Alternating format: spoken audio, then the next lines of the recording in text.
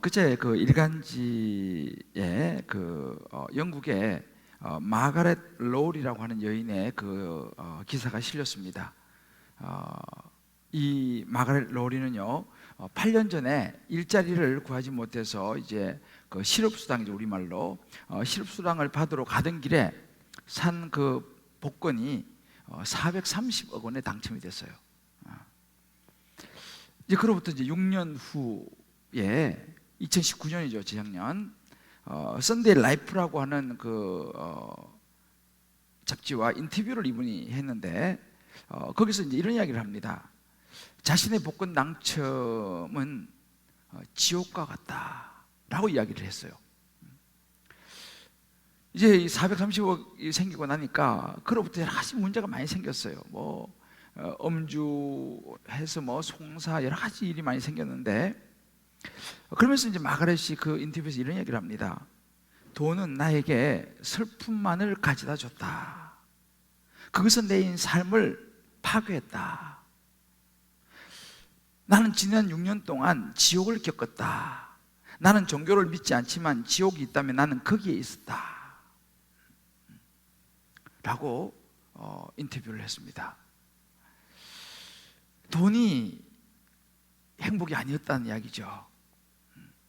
근데 이 마가렛 로리가 이틀 전에 자택에서 56세의 나이로 쓸쓸하게 숨진 채 발견되었습니다. 참 그 기사를 보면서 참 너무 안타까운 마음이 들었습니다. 수중에 큰 정말 돈이 소위 말하는 백만장자가 되었지만 이 마가렛 로리는 세상을 살아가야 할 이유를 찾지 못한 것 같습니다.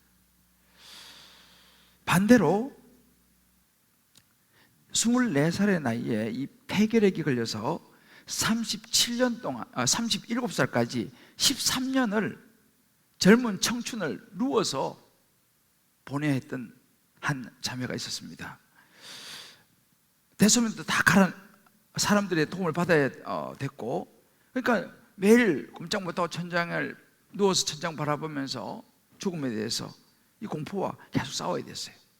그러다가 이제 요양원으로 가서 치료를 받게 됐는데, 그 요양원에서 친구를 만나서 예수를 믿게 됩니다. 근데 이것이 끝이 아니었어요. 심장병, 이 척추병, 심지어 이제 온 몸과 얼굴까지 대상포진이 왔어요. 굉장히 고통스러운 대상포진이지 않습니까? 엄청난 고통을 계속 당하면서 의사가 이렇게 했습니다. 이제 당신은 실명할 수도 있습니다 라고 진단을 내렸습니다. 이제 그런 참 많은 고통의 과정 속에서 이 자매가 일본 아사히 신문에서 그 소설 공모를 한다는 것을 보고 그 공모에 응모를 하게 되고 당선하게 됩니다. 그래서 그 소설이 바로 빙점이라고 하는 유명한 장편 소설이죠. 이 여인은 그로부터 이제 노벨 문학상을 받게 된 일본의 유명한 작가 미우라 아야코라는 사람입니다. 이 미우라 아야코가 이제 간증을 했어요. 그 간증에 이런 얘기를 합니다. 생각해보니 병으로 잃게 된 것은 건강뿐이었습니다. 젊었을 때 13년간 병치료로 인해 그리스도를 알게 되었고, 누구와도 바꿀 수 없는 남편을 얻었으며, 한 사람이라도 더 많은 사람들에게 그리스도를 전하고 싶어 소설을 쓰게 되었지요.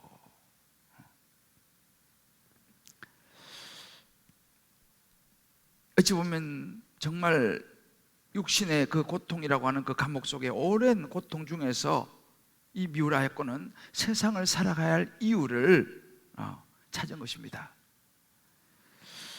이 미우라 아야코만 그런 건 아닙니다. 여러분이 잘 아시는 세계적으로 위대한 걸작들, 작품들이 대체로 이 감옥에서 나온 작품들이 많습니다. 그 중에 하나, 성경 다음으로 전 세계인에게 많이 읽히는 책이 존 버년의 첼로 역정이었습니다. 이 존 버년의 첼로 역정은 감옥에서 쓴 글입니다.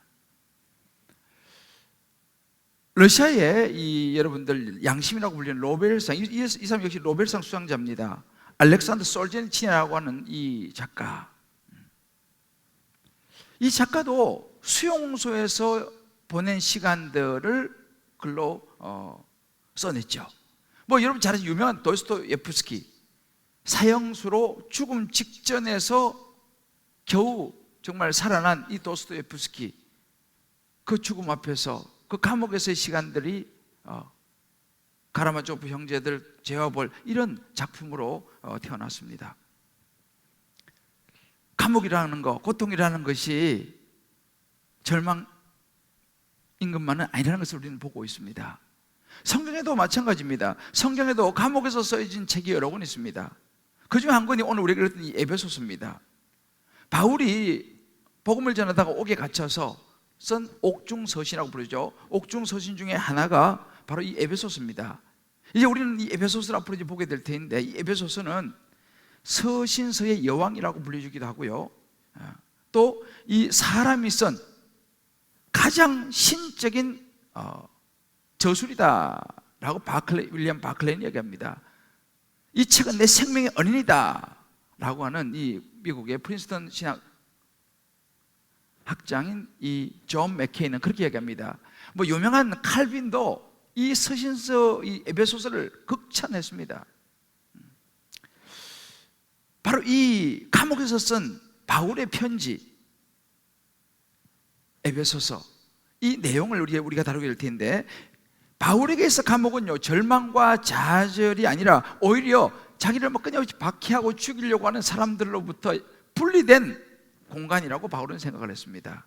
그리고 그곳에서도 자기가 지금까지 살아왔던 사역과 또 자기의 뿌렸던 복음의 씨앗들을, 그 성도들에게 편지를 쓰는 너무너무 소중한 시간으로 감옥에서의 시간을 활용하고 있는 것을 우리는 보게 됩니다. 당시 이 감옥이라는 것은요, 언제 죽을지 모르는 상황입니다. 위에서 그냥 명령이 내려와서 사형, 그럼 그냥 끌려나가 죽는 거죠. 그런 긴박한 상황 속에서 편지를 쓰는 이 사도 바울의 한 줄 한 줄 편지는요, 어느 거 하나 벌릴 것 없는 너무너무 정말 그의 모든 삶의 진액을 쏟아서 써내려간 편지였다는 것을 우리는 알 수 있습니다. 이 편지를 받았던 당시 에베소 교회 성도들과 소아시아에 있는 많은 성도들, 그들의 상황은 정말 어려웠습니다. 당시에 이 예수 믿는 사람들에 대한 박해는 굉장히 심했고, 잡히면 죽을 수도 있는 그런 상황들 뿐만 아니라 세상의 수많은 유혹들, 또 이단들이 또 판을 치고 참 어려운 그런 상황 속에서 살아가는 그 성도들을 생각하면서 바울이 감옥에서 한 줄 한 줄 써내려간 편지가 에베소서였습니다. 어떻게 그들을 도울 수 있을까? 그런 어려운 힘든 고난의 환경 속에서 끝까지 믿음을 지킬 수 있는, 신앙을 지켜낼 수 있는 힘이 뭐냐? 이것을 바울이 가르쳐 주기를 원했습니다. 그 힘, 그것이 에베소의 핵심입니다. 그 힘은 바로 하나님의 계획이기도 했습니다. 에베소 1장 11절을 말씀 보게 되면, 하늘에 있는 것이나 땅에 있는 것이 다 그리스도 안에서 통일되게 하려 하심이라.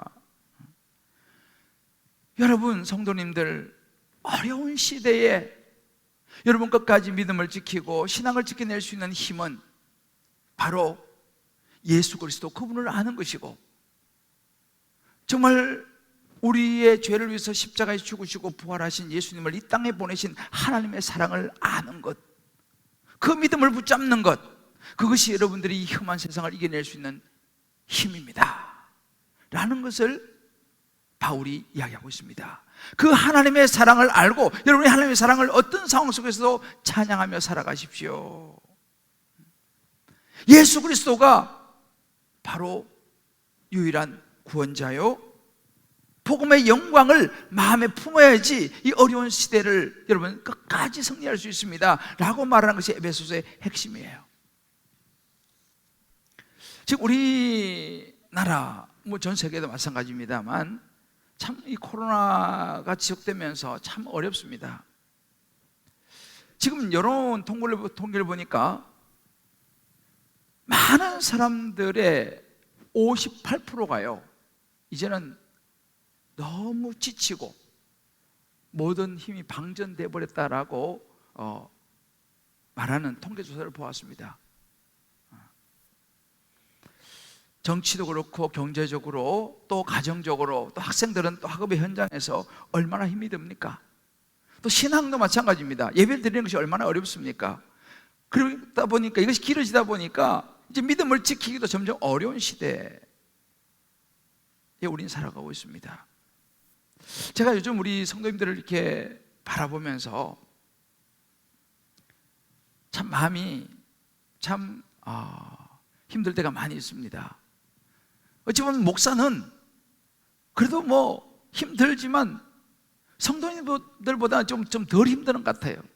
저는 뭐 여전히 말씀 준비하고 성도님들 이렇게 케어하고 하면 되는데 삶의 현장에서 살아가는 우리 성도님들은 정말 얼마나 여러모로 힘이 드는가 보면서 특별히 뭐 이 자영업 하시는 이런 분들 참 정말 너무 어렵고 우리 청년들 젊은이들 참 그래서 그런 모습 보면서 마음이 너무너무 사실 안타까울 때가 많습니다. 목사로서 제가 어떻게 저들을 돕고 섬길 수 있을까? 근데 우리가 이런 시대를 살아가는 우리가 분명히 알아야 될 것이 뭐냐면 이 바울이 우리에게 얘기해 주고 있는 이 부분입니다. 우리가 살아가는 이런 코로나의 상황 속에서 여러 상황 속에서 우리가 살아가는 이것은 이 신앙의 여정은요 끊임없는 영적인 싸움이라는 거예요. 이 세상을 지배하는 이런 물질 포스트 모던 시대라고 그러죠. 내가 곧 신이다, 내 생각이 곧 정이다 라고 생각하는 이런 시대, 그야말로 혼탁한 세상에서 우리가 살아가면서 세상은 점점 어찌 보면은 자꾸 삐뚤어져가는 그런 세상 속에서 우리가 지금 살아가고 있다는 사실이죠. 그러면 우리 예수 믿는 사람들은요 두 국적을 가지고 있어요. 두 시민입니다. 하나는 뭐냐면 하나님 나라 백성으로서 우리는 하나님 나라의 국적, 하나님 나라의 시민이에요. 그렇지만 또 우리는 이 땅에 살아가기 때문에 이 세상의 또 시민이죠. 우리는 한국 시민입니다. 그러니까 이게 참 어렵습니다. 하나님 나라의 시민과 세상 나라의 시민, 이 두 정체성 사이에서 우리는 때로 혼란스러울 때가 많이 있어요. 어디로 따라가야 될 것인가 어렵죠. 그래서 요즘은 아마 여러분들도 한 번씩은 꼭 이래 살아야 되나, 인생이 뭐 정말 이러냐, 그런 생각이 스칠 때도 있으리라 생각합니다. 바울이 편지를 쓰는 그 당시 성도들도 그런 상황이었어요. 그들을 향해서 바울이 세상을 살아가는 지혜를 이야기해 줍니다. 한 줄 한 줄 감옥에서 정말 엑기스를 뽑아내는 것이죠. 그리고 편지를 보냅니다. 여러분, 그래도 세상은 살아야 할 이유가 있습니다 라고 말이죠. 우리가 세상을 살아야 할 이유, 이렇게 힘든 시간들 속에서도 우리가 살아야 할 이유가 무엇이겠습니까? 오늘 저와 여러분 한 분 한 분에게 성령께서 이 에베소서를 통해서 이제 우리가 세상을 살아가는 지혜를, 특별히 오늘은 우리가 세상을 살아가야, 그럼에도 불구하고 살아가야 할 이유가 무엇인지를 깨닫게 해주시고, 다시 한번 이런 어려운 시대 속에서 하나님의 말씀이 저와 여러분의 모든 삶의 능력이 될 수 있게 되기를 주의 이름으로 축복합니다. 우리가 세상을 살아가는 이유의 첫 번째는 하나님의 계획을 이루기 위해서라고 바울은 이야기합니다. 바울은 다메섹 도상에서 예수 믿는 사람들을 핍박하러 다메섹으로, 이 다마스커스라고 그러죠, 요즘 말로. 이 다메섹으로 가던 중에 예수를 만나서 인생이 바뀐 사람입니다. 그때까지 바울의 삶은요, 예수 믿는 사람 잡아서 옥에 가두고 심지어 죽이는데 가담하고, 그래서 유대인들의 환심을 사고 그들에게 있어서 인정을 받는, 자기 어떤 목표를 성취하는 것이 그의 인생의 목적이었습니다. 그런데 다메섹으로 가다가 예수님을 만나고부터 그의 인생의 목적이 달라졌습니다. 180도 달라졌습니다. 방향 전환을 한 거죠. 그때부터는 예수님을 전하는 인생을 살아가게 됩니다. 그러면서 바울이 이 에베소 성도의 편지를 쓰면서 첫머리 이렇게 말합니다. 1절 말씀 보면 하나님의 뜻으로 말미암아 그리스도 예수의 사도된 바울이라고 자기 자신을 밝힙니다. 자기는요, 자기가 자원한 게 아니라는 거예요. 교회가 자기를 임명한 것도 아니라는 것입니다. 이 자기가 사도, 우리 말하면 특사라고 해요. 특사, 하나님의 특사, 이 사도가 된 것은 자기 자원도 아니고 교회에서 자기를 임명한 것도 아니고 하나님이 하나님의 뜻 가운데서 그를 택했다는 거예요. 넌 이 일하며 살아야 된다라고 위임을 했다는 사실입니다. 그러니까 이 바울이 그렇게 고백하는 거예요. 내가 살아가는 이유, 이것은 하나님의 뜻, 다시 말하면 하나님의 뜻을 이루는 이것입니다 라고 이야기합니다. 그저 자기 자신은 하나님의 이 구원의 계획, 구원을 이루는 도구일 뿐이라는 거예요. 그러니까 자기 자신을 드러내지 않죠. 왜? 하나님의 계획대로 자기는 살아가는 사람이라는 거예요. 여기서 그가 살아가는 이유를 분명히 밝힙니다. 여러분, 여러분도 마찬가지입니다. 우리가 살아가면서 각자 인생의 목적을 정합니다. 나름대로 어떤 그 사람이, 나는 어떤 사람이 되고 싶다, 어떤 길을 가고 싶다, 목표를 정합니다. 그러니까 당연히 그 중심은 누굽니까? 자기 자신에게 있습니다. 그러다 보니까 모든 것이 나 중심이 되고 내 뜻이 중요합니다. 내 목적이 중요합니다. 그러니까 세상을 살아가는 이유가 뭐예요? 내 자신인 거죠. 물론 때로 주변에 권유로 인해서 우리 인생의 목적을 정하기도 합니다. 특별히 부모님이 영향을 많이 미치죠. 그럼 내가 이 세상을 살아가는 이유가 뭐예요? 부모님이 원하기 때문에, 부모님이 이렇게 살기를 원하기 때문에, 이런 직업을 갖기를 원하기 때문에, 이런 것이 이제 엄청 우리에게 부담이 되는 것입니다. 여기서 이제 많은 인생의 부작용이 생기는 거예요. 여러분, 이번에 그 도쿄 올림픽에 이제 그 아주 주목을 받던 사람 중에 하나가 이 체조 선수였는데, 지난 리우 올림픽에서 체조 4관왕을 차지한 이 작은 거인이라고 불려요. 시몬 바일스라고 하는 이 선수가 있습니다. 뭐 엄청난 선수죠. 근데 이번 도쿄 올림픽에 이 시몬 바일스가 참가해서 첫 경기를 뛰고 나머지 모든 경기를 포기했습니다. 4관왕을 했던 사람이 이번에도 뭐 당연히 시몬 바일스가 뭐 거의 석권할 것이다라고 봤는데 딱 첫 경기를 뛰고 포기했어요. 그러면서 이런 이야기를 했습니다. 세상의 짐이 내 어깨 위에 있는 것처럼 느낀다.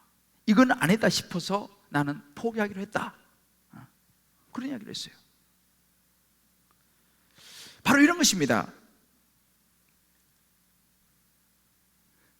나의 어떤 것이, 내 생각이, 내 어떤 지위, 어떤 위치가 인생의 목적이 될 때는요, 때로는 이렇게 우리가 감당할 수 없는 인생의 무게로 우리에게 느껴지는 거예요. 왜? 내가 다 해야 되고 모든 세상에 자기를 주목하니까 그 무게를 견디지 못하는 그런 고백을 한 것이죠. 그래도 이 자매는 그렇게 고백할 수 있는 용기라도 있어서 다행이에요. 그런 고백을 할 용기조차 없는 사람은요, 그저 남들 이목에 그냥 가다가 목표를 이루지 못하면 어떡합니까? 좌절하고 낙심하고 절망합니다. 왜? 목표를 못 이루니까. 자, 그러면 이뤘다 칩시다. 목표를 다 이루었어요. 어떻게 될까요? 많은 경우 목표를 다 이룬 사람들은요, 그 다음에 하는 이야기가 뭐예요? 허무하다는 거예요. 야, 내가 이거 하려고 지가 이렇게 살아왔나? 그렇게 허무하다는 이야기를 종종 듣습니다. 이것이 인생의 목적, 인생을 살아가는 이유가 내 자신이 될 때 이런 결과가 올 수 있다는 사실입니다. 그런데 이 바울처럼 인생의 목적, 우리 삶의 목적이 내가 아니라 하나님이 되면요, 우리 인생을 살아가는 짐이 여전히 있습니다만은 그 짐을 내가 다 지는 것이 아니고, 마태복음 11장 28절에 그런 말씀하시죠. 수고하고 무거운 짐진 얘들아 다 내게로 오라. 내가 너희를 쉬게 하겠다. 그래서 우리는 왜요? 내 자신의 어떤 목적이 아니라 하나님의 계획을 따라 살아가기 때문에 하나님의 의지하며 살아가기 때문에 내 인생의 짐을 하나님께 자꾸 맡기는 거죠. 그러니까 뭐 꼭 금메달, 은메달, 동메달 아니어도 노메달이라도 그것도 감사하고 소중한 거예요. 왜요? 내 어떤 목적이 아니라 하나님의 계획 가운데 내가 최선의 삶을 살아가기 때문이죠. 그래서 우리 여러분, 이것이 굉장히 중요합니다. 우리 인생에 있어서 이 정체성이 굉장히 중요해요. 우리 신앙도 마찬가지입니다. 여러분, 신앙생활을요, 나에게서 출발을 하는 것이 아니라 하나님으로부터 출발해야 됩니다. 잘 이해해야 됩니다. 내가 하나님을 찾아간 것이 아니고 하나님이 우리를 찾아오셨어요. 내가 무슨 뭘 잘해서 구원받은 게 아니고 하나님의 은혜로 우리가 구원을 받았어요. 내가 하나님을 사랑한 게 아니고요, 하나님 먼저 우리를 사랑하셨어요. 이 순서를 잘 잡으셔야 됩니다. 왜 많은 사람들이 신앙이 왜 흔들립니까? 왜 구원의 확신이 없습니까? 자기 자신에게서 모든 신앙을 출발하니까, 자기가 막 뭔가를 좋은 일을 하고 막 예배 잘 드리고 막 착한 일을 많이 하고 할 때는 막 자신 있어요. 천국 갈 것 같아요.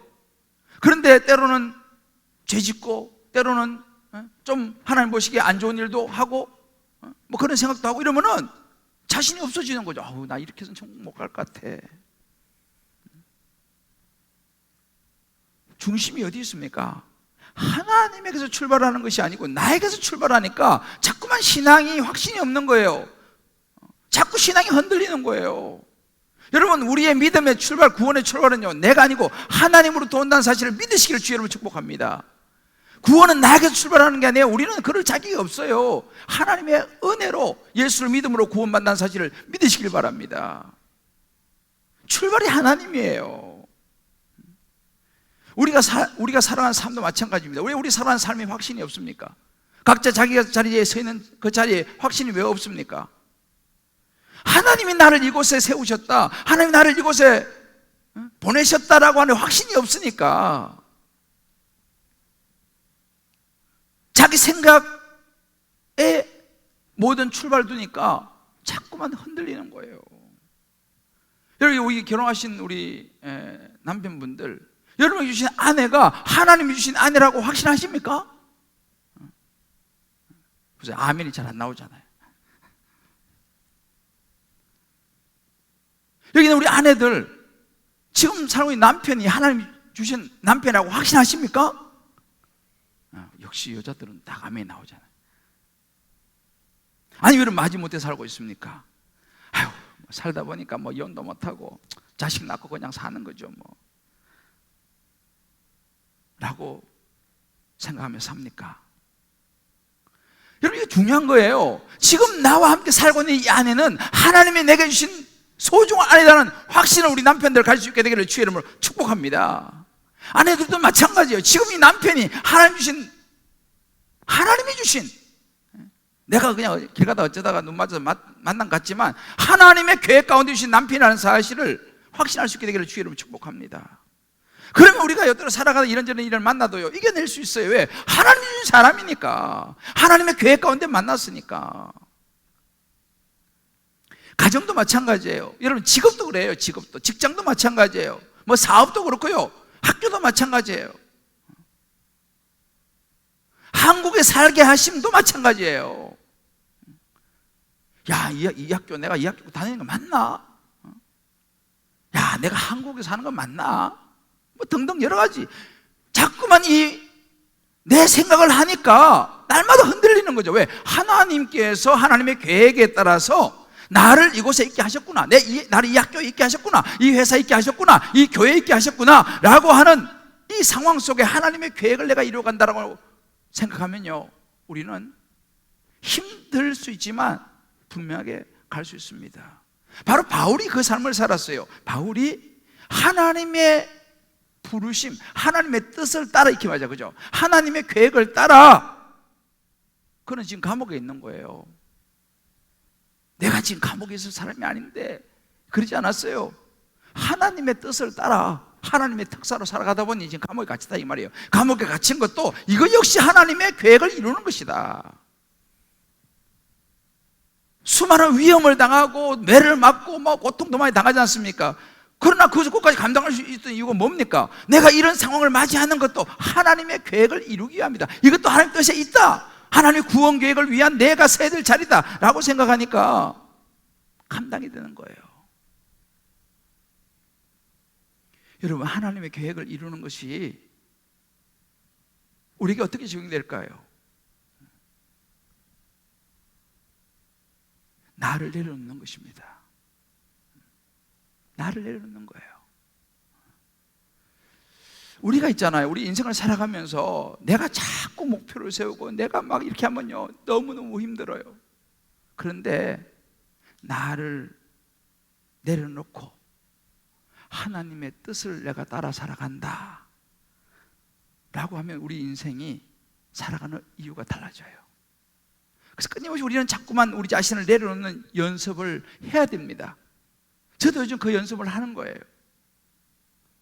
내 계획이 아니라 하나님의 계획하심을 따라 내 인생이 가고 있다고 생각하는 거죠. 하나님이 100% 오르신 분이기 때문에 내 인생을 인도하고 있다고 믿는 거예요. 왜? 하나님이 살아계시니까. 하나님이 내 자녀의 인생을 이끌어 가신다고 믿는 거예요. 내 눈에는 안 찰지 모르지. 저래가지고 되겠나? 아니에요, 여러분들. 그건 내 생각이죠. 하나님께서 우리 자녀의 인생도 이끌어가고 계시고 우리 청년들의 인생도 이끌어가고 계시고 우리 인생도 이끌어가고 계신다는 사실을 믿고 우리의 삶을 주님의 계획 안에 내려놓으시기를 주님의 이름으로 축복합니다. 그럴 때 우리가 살아갈 수 있는 이유가 생기는 거예요. 한 집사님의 나눔을 제가 여러분 잠깐 읽어드릴게요. 지지난주 설교 말씀과 가지치기에 대한 지난주 설교 말씀은 탕자 같은 방학을 보낸 저에게 깊은 울림이었습니다. 영원할 것만 같았던 일터에서의 성취감과 매일매일 발전해야 하는 발전 욕구, 그리고 그걸 언제나 좋게 평가해주는 회사를 좀 더 냉철하게 바라볼 수 있었습니다. 탕자 같았던 시간들은 저에게 바위밭에 떨어진 가시 같은 존재로 저를 회개하게 만들었고, 비로소 어제 늦은 시간까지 회사 대표님과 앞으로 제가 할 수 있는 일과 그만두고 싶은 일들을 허심탄회하게 이야기할 수 있었습니다. 저를 향한 많은 기대와 성과, 그리고 급여에도 큰 영향을 미치는 이러한 것들을 모두 하나님 뜻에 맡기고 거짓없이 말씀 안에서 승리할 수 있다는 확신과 용기를 주신 하나님께 감사드립니다. 말씀을 적용한 거예요. 이게 쉬운 일은 아닙니다. 가지치기를 결단한 거예요. 진짜 직장 안에서 자신이 하나님의 뜻 안에 있는 인생이라고 생각하니까 내가 모든 걸 다 해야겠다라고 생각하는 것을 이제 내려놓으니까 오히려 확신이 생기고 용기가 생기더라는 거예요. 제가 요즘 목회를 이제 30년째 이제 하는데요, 요즘 제가 조금씩 하나님께 주신 마음이 그래요. 내려놓아라. 제게 주신 말씀이에요. 네가 다 하려고 하지 말고 그냥 내려놓고 내가 이끄는 대로 순리대로 그냥 넌 나 따라와. 그런 마음을 주세요. 그래서 요즘 제가 자꾸만 제 욕심, 지난주에 얘기했지만 어찌 보면 성장을 향한 이런 유혹들을 끊임없이 내려놓고 또 내려놓고, 그러니까 모든 일들이 이전처럼 그렇게 아주 심각하게 다가오질 않아요. 심각한 문제들이 있지만, 그래, 내 뜻을 이루며 살아가는 게 하나님의 계획을 따라 내가 살아가는 것이지. 그래, 하나님이 하실 거야. 나는 그저 열심히 기도하고 내가 할 수 있는 최선을 다하자. 요즘 마음이 편안해. 문제가 없어서가 아니에요. 문제가 많지만 마음이 평안이 와요. 그래서 오늘도 제가 좀 마음이 평안해 보이지 않습니까? 우리 각자 한번 적용해 볼 필요가 있어요. 우리는 지금 내가 이루려고 하는 삶의 목표가 무엇인가? 정말 내 인생이, 내 자녀의 인생이, 우리 부모의 인생이 하나님의 뜻 안에 있다는 것을 내가 알고 믿고, 내가 뭐 가정일도 직장일도 뭐 사업도 뭐 학업도 뭐 앞으로의 진로도 하나님의 계획을 이루는 삶이라고 생각하면서 내가 할 수 있는 최선을 다하고 있느냐? 오늘 여러분, 우리가 이 자리에 있는 것, 우리의 서로의 만남이 우연이 아니라 하나님의 계획 안에 있다는 사실을 믿게 되시기를 주의 이름으로 축복합니다. 두 번째, 우리가 세상을 살아가는 이유는 뭐냐면요, 바로 이렇게 말합니다. 예수님으로부터 오는 은혜와 평강을 전하기 위함이다 그래요. 지금 감옥에서 편지를 쓰는 이 바울이요, 2절에 이렇게 말합니다. 은혜와 평강이 어디로부터요? 하나님 우리 아버지와 주 예수 그리스도로부터, 이렇게 말합니다. 지금 바울이 얼마나 어렵습니까? 감옥에 있어요. 그죠? 언제 죽을지도 몰라요. 그러나 그런 감옥 속에 있는 바울의 마음을 가득 채운 것이 뭐예요? 하나님 우리 아버지와 주 예수 그리스도, 그분이 바울의 마음을 가득 채웠습니다. 그러니까 그의 마음에 은혜와 평강이 넘친다는 거예요. 그의 마음도요, 예수님 만나서 인생이 새로워졌습니다. 그러니까 이것을 경험한 바울이요, 감옥에 있지만 에베소 성도들, 이 편지를 받는 성도들에게 이야기하는 거예요. 에베소 교회의 성도 여러분, 교회도 예수님으로 세워질 수 있어요. 교회도 예수님이 중심에 계셔야지 은혜와 평강이 있습니다. 여러분의 인생도 마찬가지예요. 여러분 마음에 예수님이 계셔야지 여러분의 마음이 은혜와 평강을 누릴 수 있습니다. 예수가 희망입니다. 이것을 어떻게 해서도 편지를 써서 가르치려고 하는 거예요. 그래서 여기 서두부터요, 바울이 요 1절, 2절 짧은 2절에 예수 그리스도라는 말을 3번이나 언급을 합니다. 예수 그리스도, 예수 그리스도, 예수 그리스도, 이 2절에 3번이나 이야기를 해요. 특별히 바울이 이 편지를 읽는 성도들에게 중요한 한 가지를 언급을 합니다. 그게 바로 뭐냐면 정체성이었어요. 1절에 보면 에베소에 있는 성도들, 이렇게 말합니다. 성도들. 여러분, 이 성도라고 하는 말은요, 이 헬라어로 보면 하기오스라고 하는 단어를 씁니다. 이 하기오스, 이 성도라고 하는 의미는요, 하나님의 백성, 구별된 사람들이라는 의미가 있어요. 구별된 사람들, 여러분 성도님들은 구별된 하나님의 백성입니다 라고 그들의 정체성을 이야기를 해줍니다. 물론 이제 이 정체성 때문에 나중에 보면 유대인들은요, 선민사상을 가져요. 선민사상. 우리만 하나님의 선택받았다, 뭐 이래가지고 이 부작용도 있죠. 그래서 바리새인 서기관들, 율법주의자들은요, 다른 사람들 아주 무시하고 사람 취급도 안 해요. 우리만 선택받은 구별된 하나님의 백성이다, 이렇게 해서 부작용도 생기지만, 사실 원래는요, 이 하기오스는 굉장히 좋은 의미예요. 여러분들은 정말 하나님에 속한 사람입니다. 여러분들은 하나님께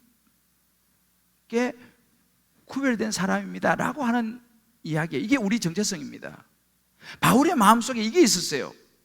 그가 감옥에 갇혀 있고 여러 가지 어려운 상황이 있었지만, 그래, 나는 그래도 하나님의 사람이야, 하나님이 구별된 사람, 택하신 백성이야, 이것이 바울의 마음에 가득했습니다. 그러니까 그것이 바울의 삶의 감옥 속에서도 은혜와 평강으로 다가왔다는 것입니다. 이것을 지금 에베소 성도들에게도 가르치려고 하는 거예요. 여러분 지금 너무 힘드시죠? 그렇지만 여러분은 그래도 구별된 하나님의 백성이요, 하나님의 소유입니다. 이걸 가르쳐주는 거예요.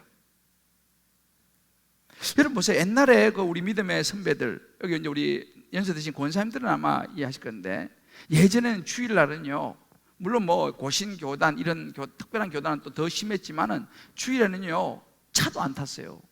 어디 음식점 가서 음식도 안 먹고 뭐 물건도 안 샀어요. 그런 시절이 있었어요. 특히 이제 고신척은 좀 더 그게 심했고, 그러나 또 다른 뭐 교단들도 주일은 되도록이면 많은 활동을 좀 자제하는, 그렇게 주일을 거룩하게 지키려고 하는 그런 경향들이 우리에게 있었습니다. 물론 그것이 이제 율법이 돼가지고 막 좀 부작용도 물론 있었어요. 막 그래가지고 너무 또 막 주일날 막 좀 이렇게 바리새인적인 그런 모습도 사실은 우리에게 나타나서 부작용도 있었지만은, 그럼에도 불구하고 여러분, 이전에는요 주일을 거룩하게 지키려고 하는 그 마음이 있었어요. 하나님 앞에 온전히 주일은 예배드려야지. 그래가지고 주일 되기 전에요, 옷 딱, 옛날에 뭐 옷도 많이 없죠. 그래도 좋은 옷 딱 준비해놓고, 헌금도 옛날에 뭐 쭈글쭈글한 돈 다리미로 딱 1,000원짜리 뭐 이렇게 달여가지고 딱 준비하고 주일 되면 딱 때론 뭐 목욕도 하고 딱 해서 예배 보러 쫙 옛날 그렇게 했어요.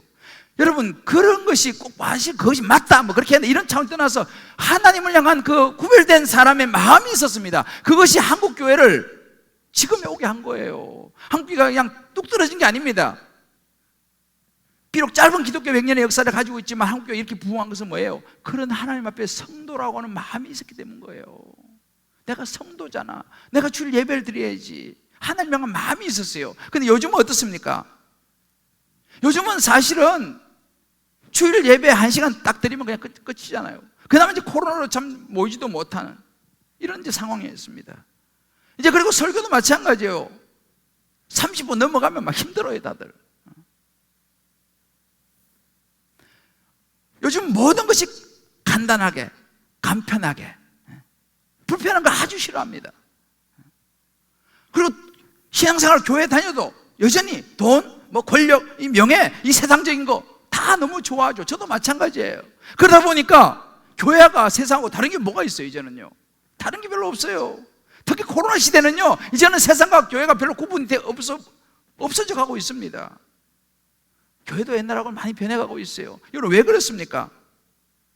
여러 이유가 있습니다만, 물론 코로나도 이유이지만 핵심이 뭐냐 하면은 나는 구별된 하기오스, 하나님의 백성, 성도라고 하는 생각이요 점점 희미해져 가고 있기 때문인 거예요. 야, 그래도 내가 예수 믿는 사람인데 내가 그러면 안 되지, 이런 생각이 점점 희미해져 간다는 거예요. 우리 청년들도 마찬가지예요. 점점 희미해져 가고 있어요. 여러분, 우리가 분명히 알아야 되는 것이 이것입니다. 우리가 정말 신앙생활하면서 은혜와 평강을 누리려고 하면요, 예수 그리스도 안에 있을 때 그것이 가능하다는 거예요. 죄송하지만 여러분들, 교회 다닌다고 해서 다 은혜와 평강이 주어지는 건 아니에요. 교회 다닌다고 다 은혜와 평강이 주어지는 건 아니에요. 예수를 믿어야 됩니다. 예수 믿고 구원의 확신을 가져야 되는 거예요. 그럴 때 우리 삶에 안정이 되고 은혜와 평강이 임합니다. 예수 믿는 구원의 확신이 없으면요, 죄송하지만 교회 다녀도 은혜와 평강을 놓칠 때가 많아요. 물론 예수 믿고 구원의 확신을 가져도 은혜 평강이 깨질 때가 많이 있지만은, 그렇지만은 뿌리를 흔들리지 않습니다. 물론 우리는 표면적으로 교회 다니면서 은혜와 평강을 누릴 수가 있어요. 물론 당분간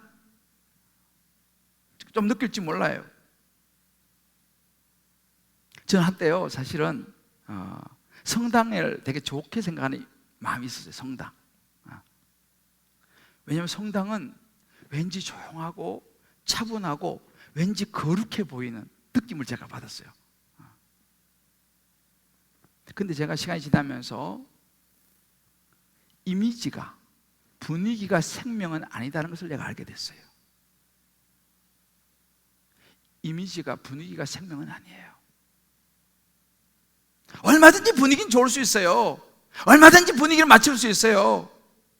그러나 진정한 평강은요, 길이요 진리요 생명 되신 예수 그리스도, 나는 길이요 진리요 생명이 나를 말미암지 않고 아버지께로 갈 자가 없다라고 주님 말씀하셨잖아요. 생명 되신 예수 그리스도를 확실히 붙잡기 전에는요, 분위기, 이미지, 그건 잠깐은 가능해요. 잠깐은. 그러나 근본적인 은혜와 평강을 누릴 수는 없다는 사실입니다.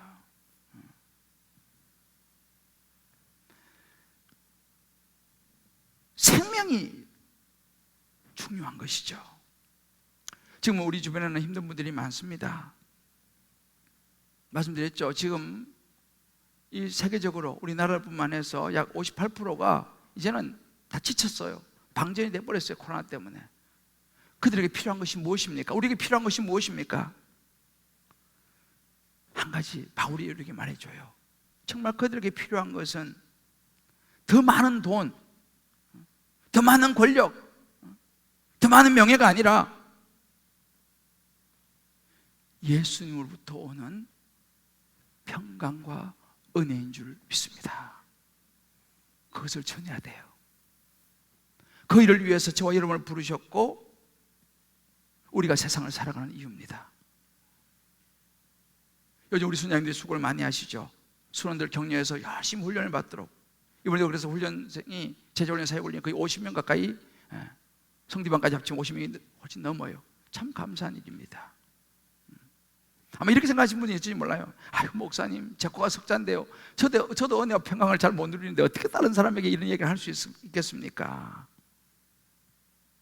바울을 보세요. 바울이 지금 환경이 은혜와 평강입니까? 지금 감옥에 갇혀 있는데, 그죠? 바울 자기도 지금 감옥에 갇혀 있으면서 누구한테 편지를 씁니까? 여러분, 그게 아니에요. 내 환경이 감옥에 갇혀 있을지라도 내 안에 예수님이 계시기 때문에 은혜와 평강을 내가 붙잡고, 나도 힘든 분들에게 바울처럼 예수님을 알리는 편지를 쓸 수 있다는 사실을 우리는 기억해야 됩니다. 사랑하는 성도 여러분, 한번 여러분들도 이 에베소서를 묵상하면서 주변에 힘든 분들에게 한번 편지 한번 써보세요. 카톡이라도 한번 전해줘 보세요. 이 예배 영상, 설교 영상 한번 보내보세요. 바울의 심정으로.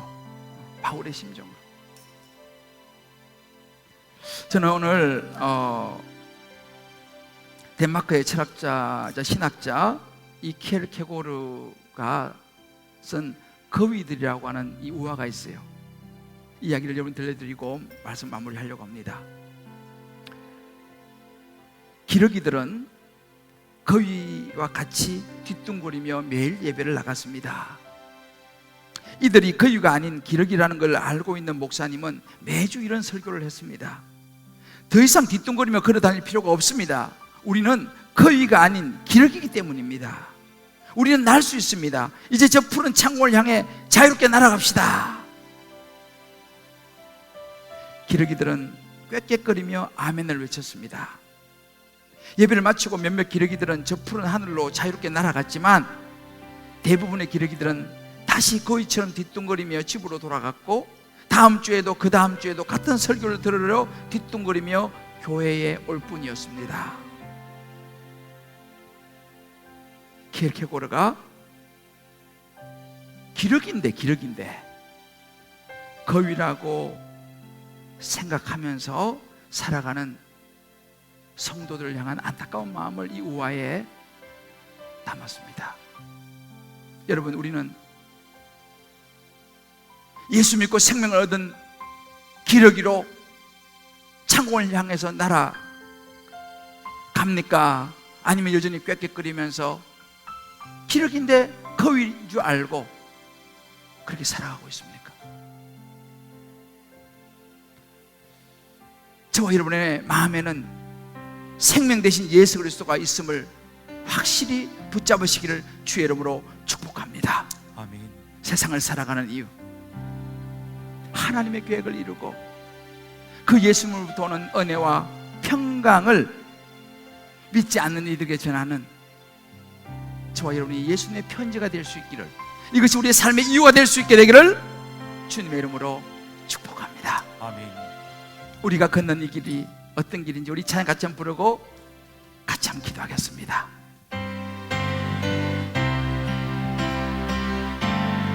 우리가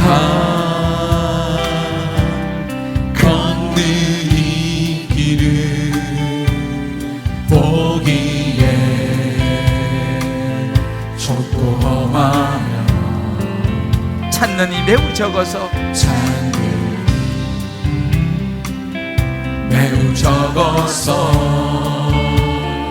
때로 외롭지만 이 길 끝에는 우리 주님이 계셔. 이 길 끝에는 우리 주님이 계셔. 우리는 그런 사람이에요. 안아주시니 우리는 그런 하나님의 자녀입니다. 세상 사람들 우리들을 보면 어리석다고 조롱하지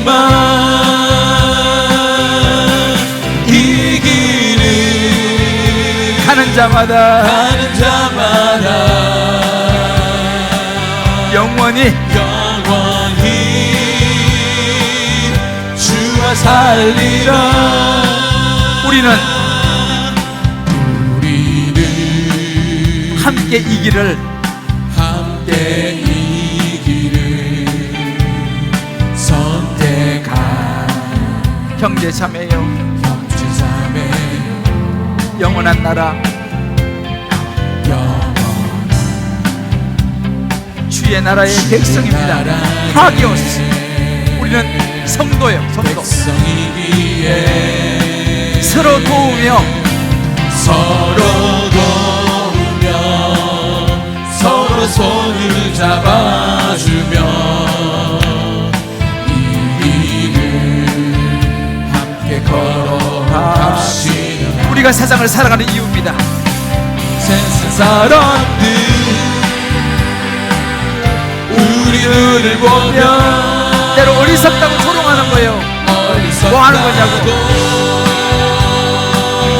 조롱하지만 이 길은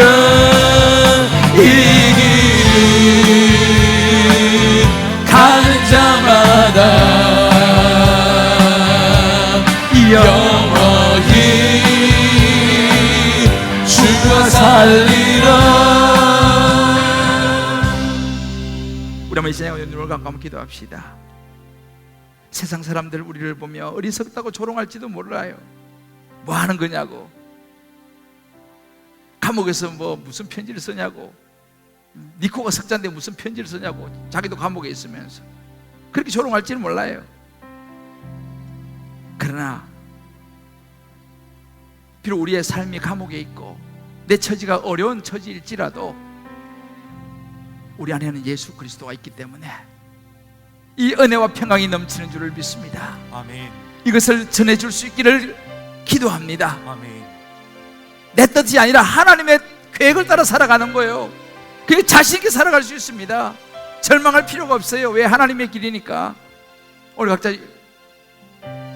말씀 들으며 주신 음성을 붙들고 하나님 앞에 하나님 내가 그렇게 당당하게 살아가겠습니다.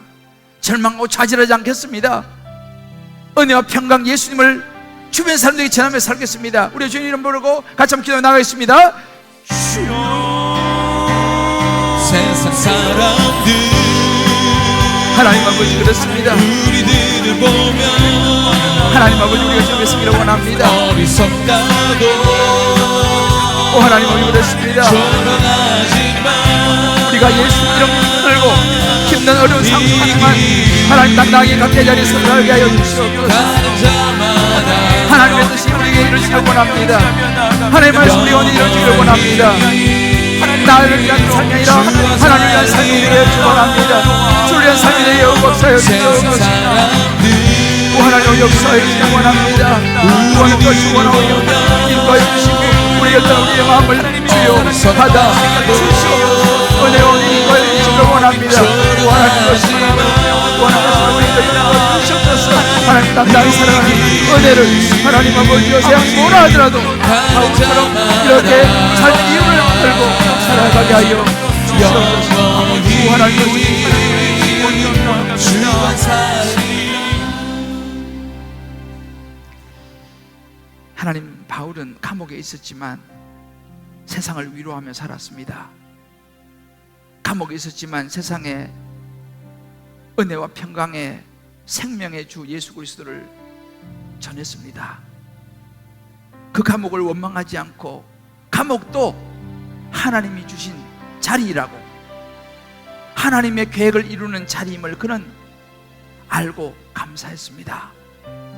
하나님 우리가 살아가는 삶의 자리가 때로는 힘겨웠고 원망스럽고 나는 왜 이렇게 살아야 하나 라고 생각할지 모르지만 그 자리 또한 하나님의 계획을 하나님의 뜻을 이루는 자리임을 기억하면서 어디서든지 예수 그리스도의 복음을 전하는 우리의 삶의 이유가 되게 하여 주옵소서. 아멘.